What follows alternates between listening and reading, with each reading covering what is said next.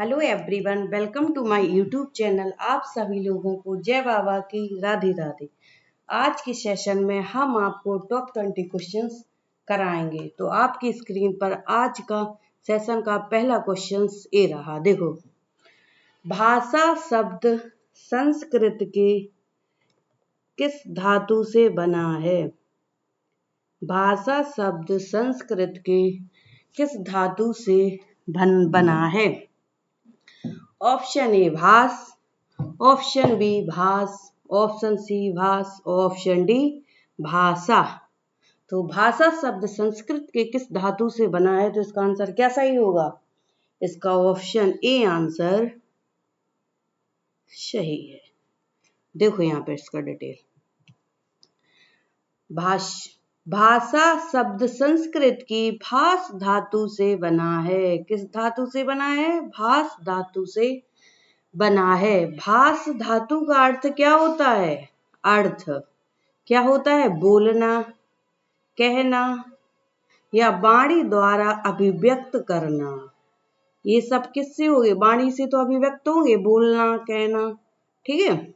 और भास प्लस ज्ञ बराबर भाषा। क्या होगा? भाषा। भाषा वह माध्यम है जिसके द्वारा मनुष्य क्या अपने विचार, भाव व अनुभव को क्या करता है? व्यक्त करता है या प्रकट करता है। ठीक है। भाषा के दो मुख्य रूप माने जाते हैं। पहला क्या होता है? मौखिक, और दूसरा क्या होता है? लिखित। जैसे कि आप हमें सुन रहे हैं तो ये क्या है? मौखिक। और जैसे कि हमने ये लिख दिया, देखो भाषा, तो ये क्या हो गया? लिखित रूप हो गया है। ठीक है। अगला क्वेश्चन देखो, इनमें से कौन सा भाववाचक संज्ञा है?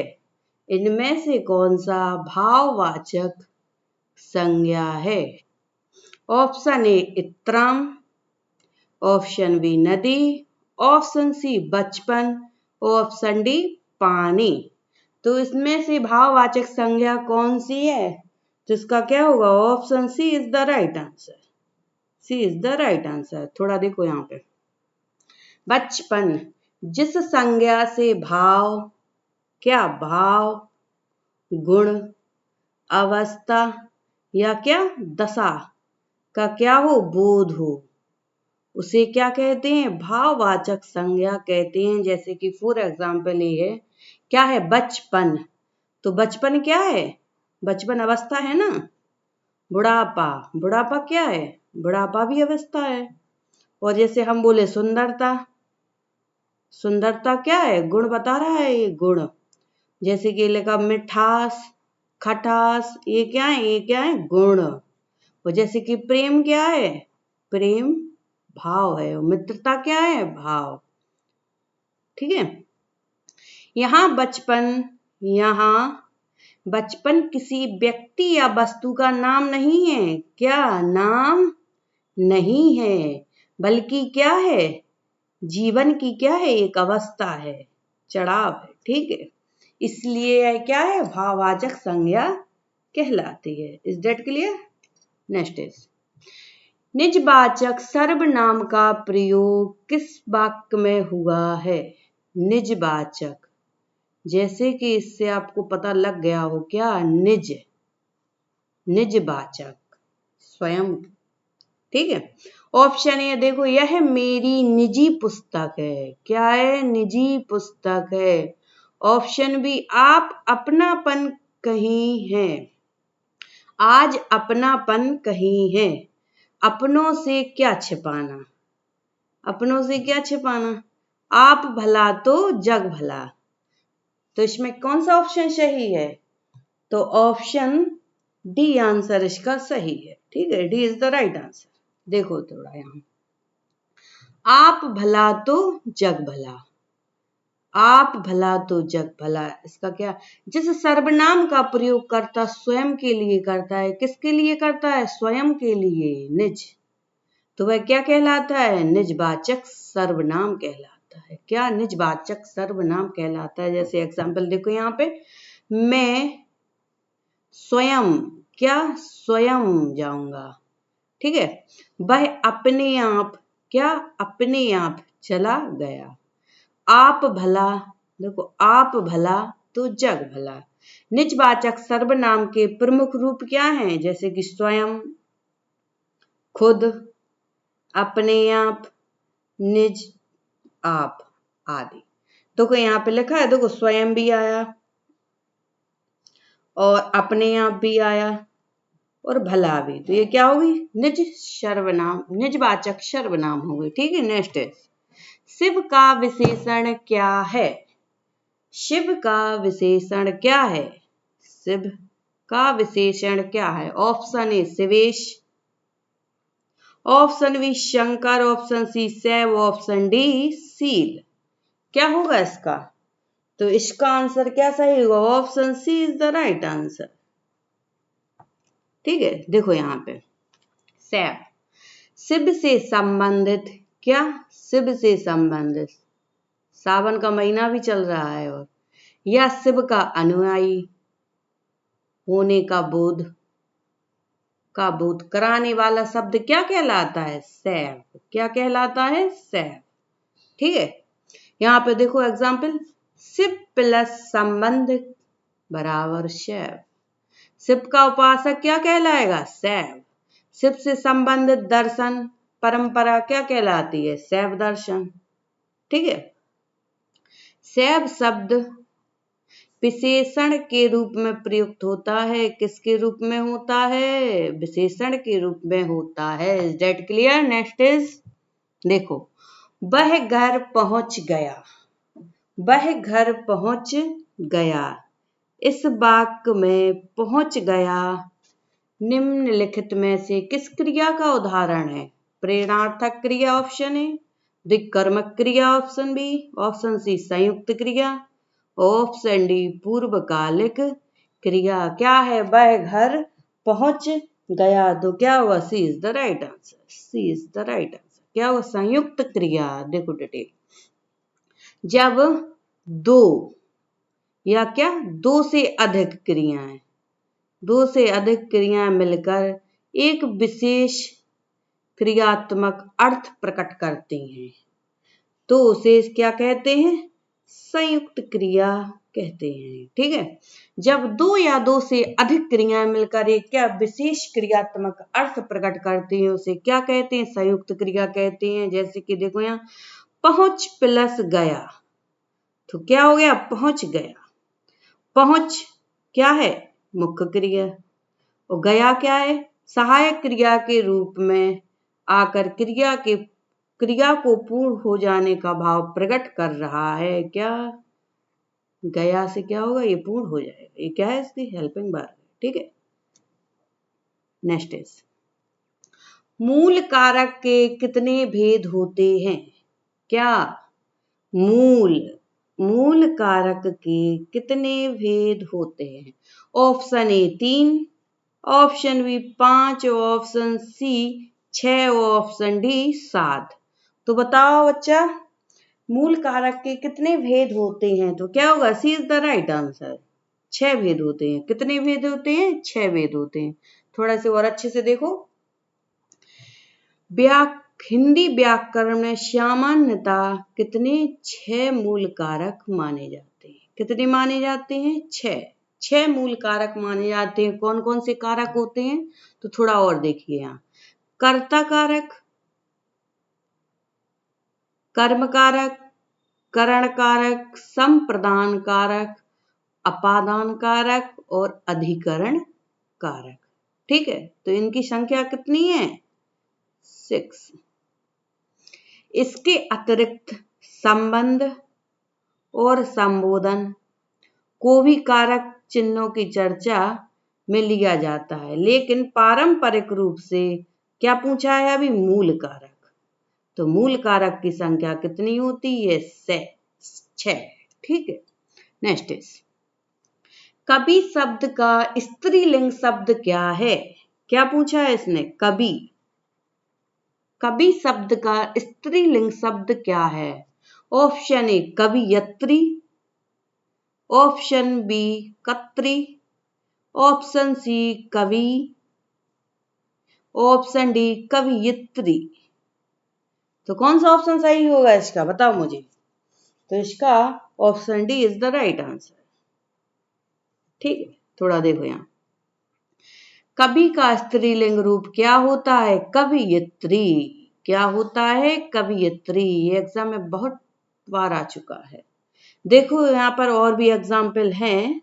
देखो, कवि का क्या होगा स्त्रीलिंग, कवयित्री। लेखक का क्या होगा यहाँ पे, लेखिका। स्त्रीलिंग बता रहे हैं यहाँ पे। गायक का क्या होगा, गायिका। नायक का क्या होगा, नायिका। और अभिनेता का अभिनेत्री।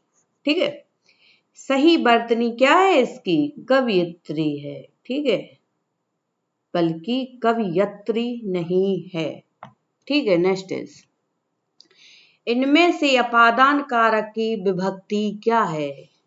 क्या अपादान कारक की, हमने आपको थोड़ी टाइम पहले कारक का मूल बताया था, उसी में 6 था, तो उसमें था ही अपादान। देखो इसमें, इनमें से अपादान कारक की विभक्ति क्या है। ऑप्शन ए क्या है, ने।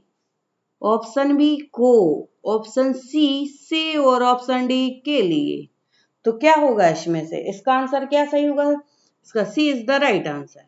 देखो इसका थोड़ा, जिस कारक में अलग होने, क्या अलग होने, दूर होने, निकलने, भय या तुलना का क्या हो, भाव प्रकट हो, उसे क्या कहते हैं, अपादान कारक कहते हैं। ठीक है, इसका मुख्य कारक चिन्ह क्या है, से। क्या होगा, से। जैसे कि यहाँ पे देखो आप एग्जाम्पल, पेड़ से पत्ता गिरा। क्या, पेड़ से पत्ता गिरा, तो क्या होगा, पेड़ से पत्ता अलग हो गया। ठीक है, अलगाव की स्थिति में भी ये कारक आता है। ठीक है, राम दिल्ली से आया, तो दिल्ली से आया, दिल्ली से दूर हो गया। ठीक है, मोहन सोहन से क्या है, लंबा है। देखो हमने यहाँ पे बताया था, तुलना हो रही है, सोहन से लंबा है, तुलना हुई, तो क्या होगा, अपादान कारक। वह सांप से डरता है, सांप से तो भाई दुनिया डरती है। ठीक है, तो यहाँ क्या होगा, भय प्रकट हुआ, तो क्या होगा, अपादान। अपादान। ठीक है, अपादान की पहचान क्या है, किससे अलग होना, कहां से और किससे दूर। ठीक है, नेक्स्ट इज, पवन का संधि विच्छेद क्या है। पवन का संधि विच्छेद क्या है। ऑप्शन ए पा प्लस अवन। ऑप्शन बी पा प्लस वन। ऑप्शन सी पो प्लस अन। ऑप्शन डी पी प्लस अन। तो इसका क्या आंसर सही होगा, C is the right answer, पो प्लस अन। क्या, पो प्लस अन। देखो यहाँ पे पो प्लस अन, यह क्या है, अयादि स्वर संधि का उदाहरण है। इसके और भी उदाहरण क्या है, ने प्लस अन बराबर नयन, गय प्लस अक बराबर गायक, पो प्लस अन बराबर पवन, पो प्लस अन बराबर पावन। इसमें क्या है, ए होगा तो अ बने, अ होगा आय बने, ओ अब, आओ आ। ठीक है, एनी डाउट्स। देखो नेक्स्ट इज, यथाशक्ति शब्द में कौन सा समास है। ऑप्शन ए अव्ययी भाव, ऑप्शन बी तत्पुरुष, ऑप्शन सी द्वंद्व, ऑप्शन डी द्विगु। तो क्या होगा इसमें, यथाशक्ति शब्द में कौन सा समास है। पहला तो देखो यहाँ पे, जिसमें उपसर्ग हो, उपसर्ग, उपसर्ग प्रकट हो, उसे क्या कहते हैं, अव्ययी भाव। तो इसका ऑप्शन क्या सही होगा, ये इज द राइट आंसर, ये इज द राइट आंसर। देखो यहाँ पे, यथा प्लस शक्ति बराबर यथाशक्ति। क्या होगा, यथा प्लस शक्ति बराबर यथाशक्ति। अर्थ क्या होगा, शक्ति के अनुसार, जितनी शक्ति हो उसके अनुसार। ठीक है, जिस समास में क्या हो, पूर्वपद प्रधान हो, होता है, पूरा समस्त पद प्राय अव्यय की तरह प्रयुक्त हो। क्या हो, अव्यय की तरह प्रयुक्त होता है। उसे क्या कहते हैं? अव्ययीभाव समास कहते हैं। यहाँ पर एग्जाम्पल देखो, यथाशक्ति का क्या होगा? शक्ति के अनुसार। यथासंभव, संभव के अनुसार। यथाक्रम, क्रम के अनुसार। प्रतिदिन, प्रत्येक दिन। आजीवन का क्या हुआ? जीवन भर। यहाँ पे आप देखो, इसमें ये उपसर्ग है, यथा, यथा, यथा, प्रति, आद। ठीक है, ये क्या होगा? अव्ययीभाव समास। ठीक है, नेक्स्ट इज, इनमें से कौन छायावादी कवि है? Option A Dinkar, option B Nagarjun, option C चित्र में विकल्प अस्पष्ट है, ऑप्शन डी जयशंकर प्रसाद। तो क्या होगा इसका आंसर? क्या सही होगा? D is the right answer. D is the right answer. देखो यहाँ पे जयशंकर प्रसाद हिंदी साहित्य के क्या हैं? छायावाद के प्रमुख स्तंभों में से क्या है? एक है, एक है। ठीक है, छायावाद के 4 प्रमुख कवि कौन कौन माने जाते हैं? पहला क्या होगा? जयशंकर प्रसाद, सुमित्रानंदन पंत, सूर्यकांत त्रिपाठी निराला, महादेवी वर्मा। ये क्या है? छायावाद के। ठीक है, अगला देखो, जयशंकर प्रसाद की प्रमुख रचनाएं भी देख लो तो क्या है? कामायनी, कामायनी, आंसू, झरना, लहर, स्कंदगुप्त, चंद्रगुप्त, ध्रुव शौमिनी। ठीक है, कामायनी को हिंदी की महत्वपूर्ण महाकाव्यात्मक ग्रंथों में माना जाता है। ठीक है, नेक्स्ट इज, हिमाद्री तुंग श्रृंग से क्या है? प्रेम गीत, ऑप्शन ए प्रेम गीत, ऑप्शन बी शोक गीत, ऑप्शन सी प्रयाण गीत, ऑप्शन डी हास्य गीत। क्या है? तो इसका ऑप्शन कौन सा सही होगा? C option is the right answer. देखो यहाँ, हिमाद्री तुंग श्रृंग से जयशंकर प्रसाद की प्रसिद्ध रचना है। किसकी? जयशंकर प्रसाद की क्या है? प्रसिद्ध रचना है। यह उनके नाटक चंद्रगुप्त में प्रयुक्त प्रसिद्ध गीत है। ठीक है, इसकी प्रसिद्ध पंक्तियां क्या है? हिमाद्री तुंग श्रृंग से प्रबुद्ध शुद्ध भारती, स्वयं प्रभा समुज्ज्वला, स्वतंत्रता पुकारती। ठीक है, इस गीत में भारत की स्वतंत्रता के लिए वीरों का आह्वान किया गया है, इसलिए इसे क्या कहते हैं? प्रयाण गीत। ठीक है, देखो यहाँ पे उषा कविता में किसका शब्द चित्र है? उषा, किसमें? उषा। ऑप्शन ए मानव, ऑप्शन बी दानव, ऑप्शन सी प्रकृति, ऑप्शन डी पशु पक्षी। तो इसका क्या आंसर सही होगा? C option is the right answer. ठीक है, देखो यहाँ पे उषा, उषा कविता के कवि शमशेर बहादुर सिंह की है। किसकी है? शमशेर बहादुर सिंह की है। किसकी कविता है? शमशेर बहादुर सिंह की है। इसमें कवि ने क्या? प्रातःकालीन प्रकृति दृश्य का अत्यंत सुंदर और चित्रात्मक वर्णन किया है। उषा का अर्थ क्या होता है? प्रभात की लालिमा, सूर्योदय से पहले का क्या आकाश कहलाता है? उषा। ठीक है, कवि ने उषा के सौंदर्य को अनेक बिंबों के माध्यम से प्रस्तुत किया है, इसलिए यह कविता मुख्यतः प्रकृति का शब्द चित्र प्रस्तुत करती है। ठीक है, any doubts both of you? Next is, जी हाँ हुजूर में मैं गीत बेचता हूँ किस कविता की पंक्ति है? ऑप्शन ए रोटी, option B Usha, option C स्वदेशी शासक, ऑप्शन डी गीत फरोश। किसका है? किसकी कविता की पंक्ति है ये? कि जी हाँ हुजूर मैं क्या गीत बेचता हूँ। तो इसका आंसर क्या सही होगा? D is the right answer. D is the right answer. देखो यहाँ, गीत फरोश कविता के रचनाकार भवानी प्रसाद मिश्र हैं। कौन है? भवानी प्रसाद मिश्र हैं। यह उनकी प्रसिद्ध रचना है। इसकी शुरुआत प्रसिद्ध पंक्ति से होती है, जी हाँ हुजूर मैं क्या गीत बेचता हूँ। यह कवि ने गीत बेचने वाले व्यक्ति के माध्यम से साहित्य और कला के बाजारीकरण का व्यंग किया है। किसका? बाजारीकरण। देखो, गीत फरोश का अर्थ क्या है? गीत क्या है? कविता या गान। फरोश मतलब क्या होता है? बेचने वाला। ठीक है, तो गीत फरोश बराबर गीत बेचने वाला। नेक्स्ट इज जनतंत्र का जन्म किस कवि की रचना है? जनतंत्र का जन्म किस कवि की रचना है? Option A Mahadevi Verma, option B Shamsher Bahadur Singh, option C Dinkar ji, option D Dhoomil. तो इसका क्या राइट आंसर होगा?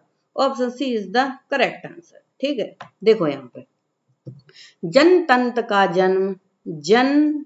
का जन्म राष्ट्र कवि रामधारी सिंह दिनकर जी की प्रसिद्ध कविता है। यह कविता जनता की शक्ति, लोकतांत्रिक चेतना और अभिव्यक्त करती है। क्या करती है? शक्ति और लोकतांत्रिक चेतना को अभिव्यक्त करती है। इस कविता की अत्यंत प्रसिद्ध पंक्ति क्या है? सिंहासन खाली करो कि जनता आती है। ठीक है, यह पंक्ति जनता की सर्वोच्च शक्ति और लोकतांत्रिक अधिकार को दर्शाती है। ठीक है, नेक्स्ट इज इनमें से कौन आंचलिक कथाकार है? Option A Premchand, option B Jaishankar Prasad, option C Kamleshwar, option D Phanishwar Nath Renu. कौन सा आंसर राइट है? तो देखो D is the correct answer. ठीक है, थोड़ा इसको डिटेल में जानो।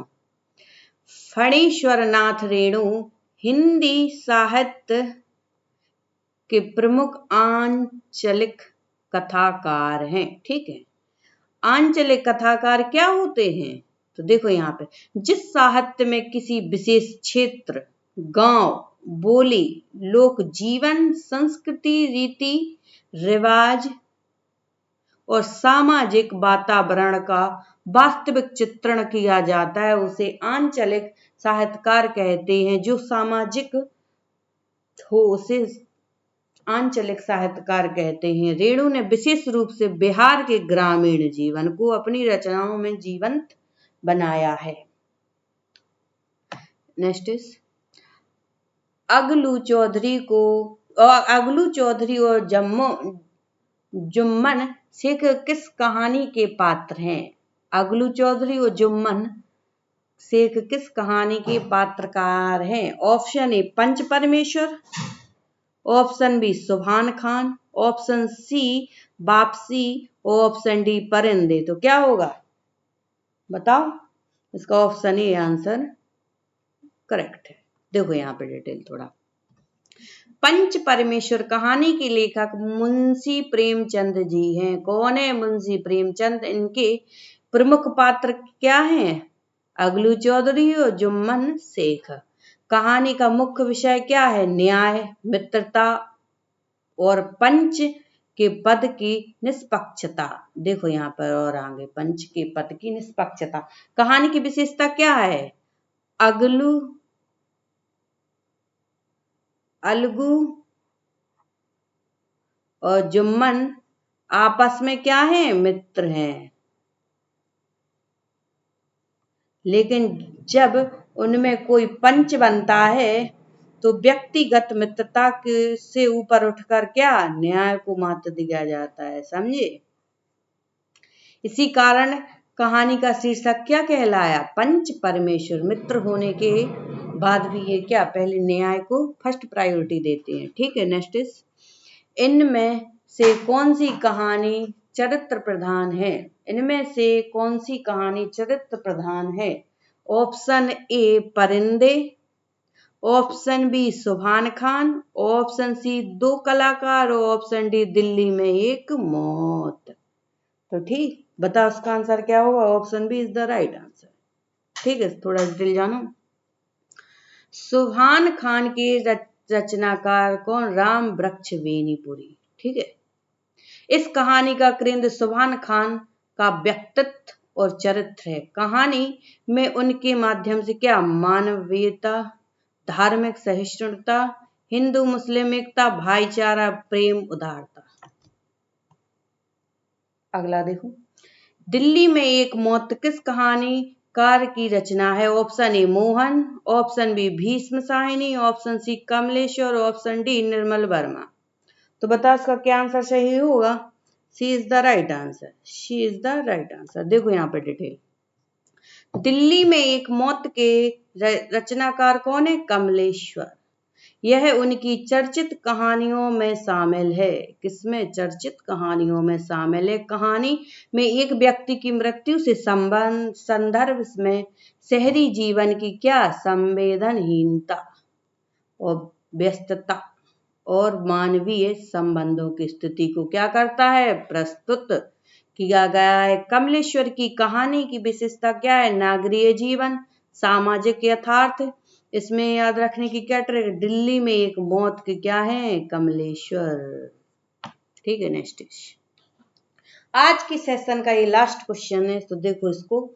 भारत विभाजन और सांप्रदायिकता की घटनाओं से संबंधित कौन सी कहानी है? Option A Shubhan Khan, option B Madhua, option C लाल पान की बेगम, ऑप्शन डी मलबे का मालिक। तो इसका क्या राइट आंसर होगा? तो इसका क्या होगा? D is the right answer. क्या होगा? मलबे का मालिक। देखो, मलबे का मालिक, मलबे का मालिक कहानी मोहन राकेश की प्रसिद्ध कहानी है। किसकी है? मोहन राकेश की प्रसिद्ध कहानी। इसमें भारत विभाजन के बाद उत्पन्न परिस्थितियों का क्या? सांप्रदायिक तनाव और विस्थापन की पृष्ठभूमि दिखाई देती है। भारत विभाजन की साहित्यिक पृष्ठभूमि क्या? 1947 के विभाजन के कारण बड़े पैमाने पर विस्थापन हुआ। संपत्ति और घरों के मालिकाना हक को लेकर समस्या उत्पन्न हुई। ठीक है, किससे? संपत्ति और घरों के मालिकाना। मलबे का मालिक इसी प्रकार के विभाजन जनित सामाजिक और मानवीय संकट को सामने लाती है। तो आज का ये लास्ट क्वेश्चन रहा। Thank you so much for watching my YouTube video. Please like and subscribe to our video. जय आप सभी लोगों को जय बाबा की। राधे राधे।